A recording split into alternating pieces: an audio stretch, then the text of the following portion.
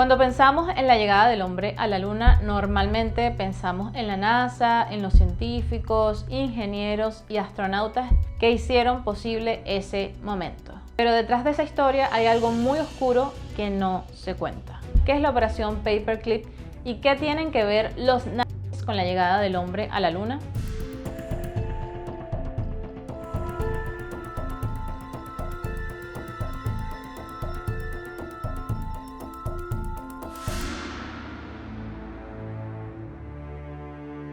Hola, soy Nikki Mystery y hoy abrimos el expediente de la operación Paperclip. Para entender un poco de lo que vamos a hablar hoy, tenemos que volver a los últimos años de la Segunda Guerra Mundial, que recordemos inicia en 1939 y finaliza en 1945. Ya en ese momento Europa estaba devastada y las potencias aliadas, que eran principalmente Estados Unidos, la Unión Soviética y el Reino Unido, luchaban contra la Alemania nazi y estaban logrando derrotar todos sus frentes. Pero detrás de toda esta fachada de detener la guerra había otra batalla silenciosa entre ellos, que era la carrera por quedarse con los avances científicos y tecnológicos desarrollados por los alemanes en áreas como la aviación, los misiles, la química y las armas de largo alcance. Y uno de los proyectos más importantes fue el desarrollo de los cohetes V2, considerados los primeros misiles balísticos de largo alcance de la historia. Los primeros en interesarse fueron los británicos, y es que a mediados de 1943 en Trent Park, que era una elegante mansión ubicada al norte de Londres, que por dentro era una cárcel de lujo para los generales y los altos oficiales nazis que habían sido capturados en otros países. Allí estos prisioneros tenían una vida bastante cómoda, con buena comida, grandes habitaciones y espacios donde se podían juntar entre ellos. Y así pasó el tiempo hasta que se empezaron a relajar y empezaron a hablar de más. Y lo que ellos no sabían es que toda la casa tenía micrófonos que eran monitoreados las 24 horas del día. En una de esas conversaciones, tres generales alemanes hablaron sobre una gran bomba con características que hasta ese momento parecían increíbles, porque eran bombas voladoras capaces de recorrer unos 200 kilómetros. Los británicos no sabían realmente si lo que habían escuchado era de verdad, era cierto, pero si estas armas existían, representaban un peligro enorme para Europa. Por eso inmediatamente ellos comenzaron a interrogar a los prisioneros para conseguir un poco más de detalles, y con esa información empezaron a realizar estas misiones de reconocimiento aéreo sobre territorio alemán. Y en uno de esos vuelos visualizaron lo que parecía ser una torre de control y varias plataformas verticales que podrían funcionar como un lanzador de objetos enormes. Además había una estructura alargada que parecía un avión, pero que no tenía alas, por lo que todo indicaba que podía tratarse de un misil que para ese momento parecía futurista y que era mucho más grande de lo que los aliados estaban acostumbrados a ver. Estas instalaciones estaban justo en Peenemont, y allí los alemanes efectivamente habían construido un centro dedicado al desarrollo de cohetes. Por lo que cuando Winston Churchill recibió esa información, los británicos decidieron bombardear la base en agosto de 1943 con un ataque que llevó a cabo la Royal Air Force en la llamada Operación Hydra. Bueno, luego de todo esto ellos pensaron que habían conseguido destruir el programa de cohetes, pero no fue así. El ataque sí dañó parte de las instalaciones, pero los alemanes pudieron continuar con el desarrollo de estas armas y trasladaron parte de la producción a otros lugares. Y aquí inició la batalla de los aliados por quedarse con estos adelantos tecnológicos alemanes. Si llegaste hasta acá, probablemente este caso te atrapó.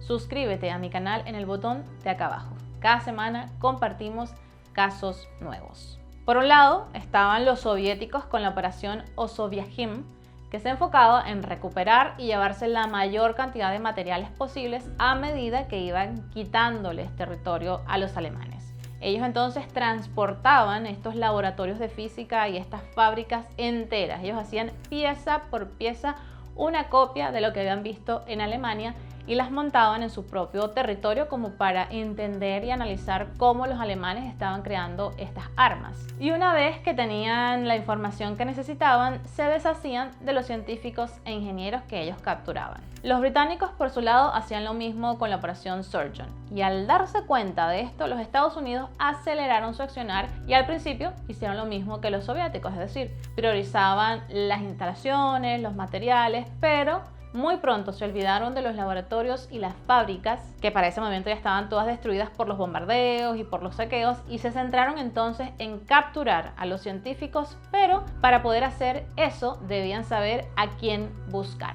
Y es aquí cuando ellos ponen en marcha la operación Paperclip, que según algunas versiones este nombre hace referencia a los típicos clips metálicos que eran utilizados para sujetar los expedientes de los científicos que ellos querían atrapar. Los estadounidenses entonces comenzaron a buscar el nombre del científico que estaba a cargo del desarrollo de estos cohetes, y una de las fuentes de información fue precisamente las conversaciones que habían sido grabadas en 1943 en Trent Park, donde por primera vez escuchan el nombre de Wernher von Braun, que era un ingeniero especializado en cohetería que había trabajado en el desarrollo de cohetes encargados de transportar grandes bombas. Pero claro, ¿cuál era el problema con esto? El problema era que von Braun no era un científico inocente que trabajaba aislado en un laboratorio, sino que era el director técnico de un programa militar que se alimentaba del genocidio, del exterminio y de los esclavos. Y es que él sabía la capacidad destructiva de lo que estaba creando, pero más allá de eso, después de que los británicos bombardearan su fábrica de cohetes, él necesitaba mano de obra esclava para así poder continuar con su proyecto. Por lo que cuando él muda su fábrica bajo tierra a una antigua mina de anhidrita abandonada, él exige que le creen su propio campo de concentración, al cual conoceríamos como Mittelbau Dora. Y evidentemente él sabía que estas personas eran obligadas a trabajar en condiciones extremas dentro de los túneles, y que además miles murieron durante la construcción y la producción de los cohetes. Incluso se habla de una paradoja matemática muy macabra en su obra, y es que murieron muchas más personas fabricando el cohete V2, que se dice que fueron alrededor de 20.000, que las que murieron en los bombardeos reales contra ciudades aliadas como Londres o Amberes. Entendiendo todo esto, llegamos al año 1945, los alemanes fueron derrotados y hubo una estampida de científicos nazis que intentaban esconderse, cambiar de identidad, conseguir documentos falsos, porque bueno, nadie quería caer en las manos del enemigo, pero sobre todo no querían caer en las manos de los soviéticos, porque en ese momento estaba como líder Stalin y sabemos que él no les ofrecía ningún tipo de garantía, sino que por el contrario, después de utilizar sus conocimientos y estudiar sus procedimientos, los desaparecía o los enviaba de vuelta a Alemania. Y entonces aquí radica lo más cuestionable de la operación Paperclip, porque a diferencia de los soviéticos, los norteamericanos enviaban a estos especialistas a un castillo situado en las afueras de Frankfurt. Allí ellos eran interrogados en profundidad y se producía un doble juego, es decir, los alemanes evidentemente mentían sobre su pasado, sobre que habían sido nazis, que habían sido parte de las SS y sobre sus actos durante la guerra. Mientras que los norteamericanos avalaban esas mentiras y borraban todo rastro de lo que encontraban y que los incriminaban, otorgándoles impunidad e incluso ofreciéndoles buenos sueldos y ciudadanía americana para ellos y para su familia. Wernher von Braun sabía que él era uno de los más buscados, por lo que planeó minuciosamente su rendición ante los estadounidenses meses antes de que terminara la guerra.